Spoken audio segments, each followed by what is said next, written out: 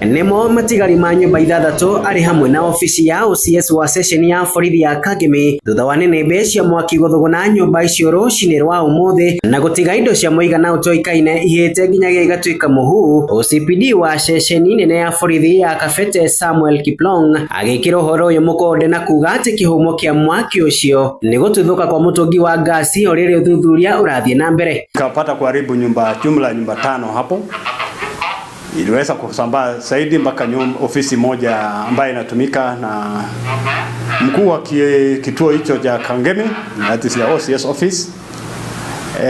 Ikaribu mali yote ambayo iko ndani ambazo ni mali aina za computer, laptops, printers na vitabu kadha ambazo zinatumika kwa rekodi za polisi. Oho Kiplong augite ni matete indo cia bata ari hamwe na rekodi na marua ma bata ma session iyo undu gucokia na thutha murutire wa wira wa maafitha acio. Vitabu mingi ambayo ilikuwa inatumika kwa hiyo ofisi sasa imeharibiwa na moto.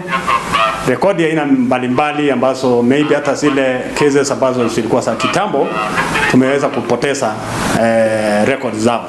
Mendekithĩtie guoko gwa session ya kung'ethanĩra na mĩaki nigetha gũtangĩkĩra mĩtino ta ĩno na ihenya. Twende ũteithio makĩrwo nyũmba nake OCS athondekerwo ofisi yake icoke tondũ maũndũ mothe megũkota marũgamĩte gũkũ. Ize kuwekwa njia za kuweza kudhibiti huu moto. Hata kuwe na fire station karibu.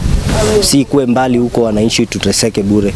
Adina Hainoro TV kuma Kangemi gĩcigo-inĩ mbunge kĩa Westlands County ya Nairobi. Niĩ njĩtagwo Wainaina wa Kamũkwa.